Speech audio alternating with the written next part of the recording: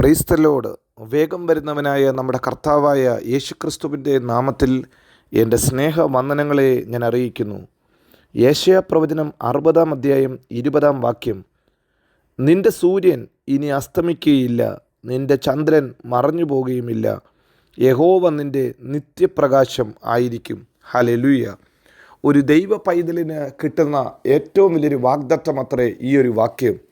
പകൽ സമയത്തോ രാത്രി സമയത്തോ വ്യത്യാസം കൂടാതെ ഹല്ലേലൂയ വെളിച്ചം മാറത്തില്ല. ഹല്ലേലൂയ. പകൽ വരുന്ന വെളിച്ചമോ രാത്രി വരുന്ന വെളിച്ചമോ അല്ല നീ ഇനി ആശ്രയിക്കുന്നത്. യഹോവ തന്നെ നിൻ്റെ വെളിച്ചമായിരിക്കും. യഹോവ തന്നെ നിൻ്റെ പ്രകാശമായിരിക്കും. പകൽ സൂര്യനോ രാത്രി ചന്ദ്രനോ അസ്തമിക്കാത്ത വണ്ണം ഹല്ലേലൂയ നിൻ്റെ ജീവിതത്തിനകത്തേക്ക് ദൈവത്തിൻ്റെ പ്രകാശം വരുമെന്ന് പരിശുദ്ധ ആത്മാവ് പ്രവാചകനായ യെശയ്യാവിലൂടെ നമ്മോട് അരുളി ചെയ്യുന്നു. യെശയ്യാ പ്രവചനം 60-ാം അധ്യായത്തിൽ ഹല്ലേലൂയ ദൈവം പറയുന്ന ദൈവ തേജസ് ഒരു വ്യക്തിയുടെ മേൽ വന്നു കഴിയുമ്പോൾ, ദൈവത്തിൻ്റെ തേജസ് വെളിപ്പെട്ട് വരുമ്പോൾ വരുന്ന വ്യത്യാസം അത്രേ. ഈ ലോകത്തിൽ മനുഷ്യർ ജീവിക്കുമ്പോൾ ഹല്ലേലൂയ ദൈവത്തിൻ്റെ തേജസ് നഷ്ടപ്പെട്ടവരായ ജീവിച്ചത്. പാപത്താൽ ഹല്ലേലൂയ അടിമപ്പെട്ടവർ, പാപത്തിൽ വീണുപോയവർ.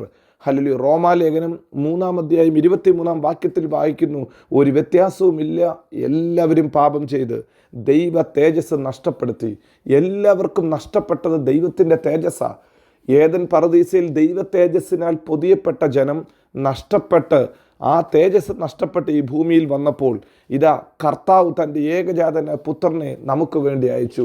അവനിലൂടെ നാം തേജസ് പ്രാപിക്കുവാൻ, അവനിലൂടെ നാം വ്യത്യാസപ്പെടുവാൻ, നമ്മുടെ ജീവിതത്തിൻ്റെ നിലയ്ക്കും വിലയ്ക്കും വ്യത്യാസം വരുത്തുവാൻ തൻ്റെ ഏകജാതനെ നമുക്ക് വേണ്ടി അവൻ അയച്ചു തന്നു. അതുകൊണ്ട് ഇതാ തിരുവചനത്തിൽ പറയുന്നു, എഴുന്നേറ്റ് നാം പ്രകാശിക്കണം. അവൻ്റെ തേജസ്, കർത്താവിൻ്റെ തേജസ് നമ്മുടെ മേൽ വന്നിരിക്കുന്നു. മാനവജാതിക്ക് നഷ്ടപ്പെട്ട തേജസ്സിനെ അവൻ നമ്മിലേക്ക് അയച്ചു.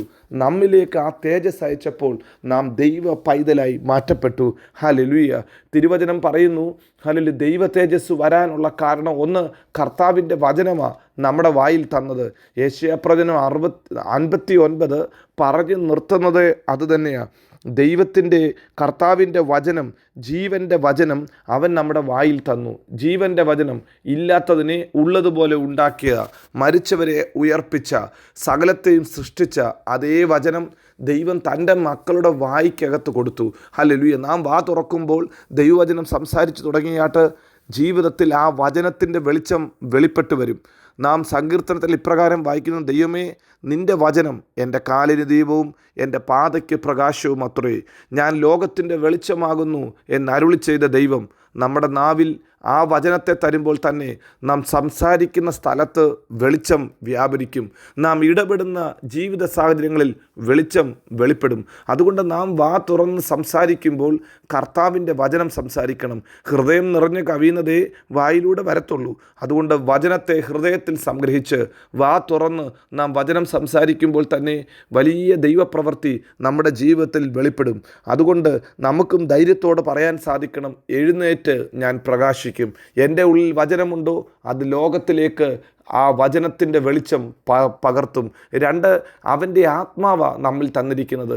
ഹല്ലേലൂയ. ക്രിസ്തുവിനെ മരിച്ചവരിൽ നിന്ന് ഉയർപ്പിച്ച അതേ ആത്മാവ് നമ്മിൽ വ്യാപരിക്കുന്നു എന്ന് ഹല്ലേലൂയ റോമാലേഖനം 8-ാം അധ്യായം 11-ാം വാക്യത്തിൽ നാം വായിക്കുന്നു. റോമർ 8:14 പറയുന്നു, ദൈവാത്മാവ് നടത്തുന്ന ഏവരും ദൈവത്തിൻ്റെ മക്കളെന്ന് വിളിക്കപ്പെടും. എന്നെ കേൾക്കുന്ന കർത്താവിൻ്റെ പ്രിയ പൈതലേ, നീ ദൈവ പൈതലാണോ? ആ ഒരു ഉറപ്പ് നിനക്കുണ്ടോ? നിന്നെ നടത്തുന്നത് ദൈവമാണ്. ദൈവാത്മാവ് ഉള്ളിടത്ത് ആത്മാവിൻ്റെ എരിവോടെ നാം കർത്താവിനെ സേവിച്ചു തുടങ്ങും.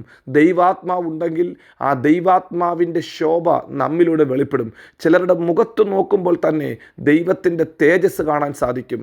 നിങ്ങൾക്കറിയാമല്ലോ, സ്തേഫാനോസിനെ കല്ലെറിഞ്ഞ് കൊല്ലുമ്പോൾ സ്തേഫാനോസിൻ്റെ ദേഹത്തേക്ക് കല്ലുകൾ വന്ന് വീഴുക, പക്ഷേ അവൻ്റെ മുഖം ഒരു ദൈവദൂതൻ്റെ മുഖം പോലെ ശോഭിച്ചു എന്ന് തിരുവചനം നമ്മെ പറയുന്നത്. ഹല്ലേലൂയ. അത് നമ്മെ പഠിപ്പിക്കുമ്പോൾ ഒരു കാര്യം ഉറപ്പാണ്, ജീവിതത്തിൻ്റെ ഏത് സാഹചര്യത്തിലും ഒരു ദൈവ പൈതലിൻ്റെ മുഖഭാവം മാറത്തില്ല.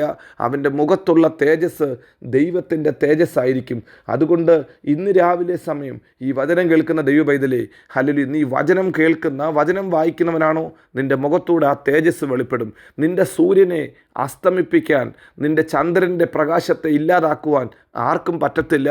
കാരണം ദൈവമാ നിൻ്റെ തേജസ്, ദൈവമാ നിൻ്റെ നിത്യപ്രകാശം, ദൈവമാ നിൻ്റെ കുടുംബത്തിനകത്ത് നിത്യ വിളക്കായിട്ടിരിക്കുന്നത്.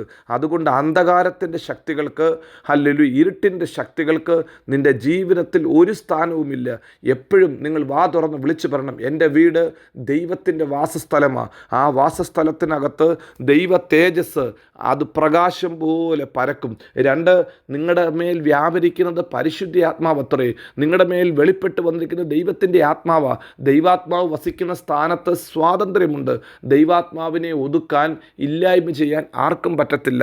ദൈവത്തിൻ്റെ തേജസ്സും ദൈവത്തിൻ്റെ ഹല്ലേലൂയ മഹത്വവും വെളിപ്പെടുന്നത് എവിടെയാണോ ദൈവാത്മാവുള്ളത്, എവിടെയാണോ ദൈവവചനം പ്രസംഗിക്കപ്പെടുന്നത്, അവിടെ അത്രേ.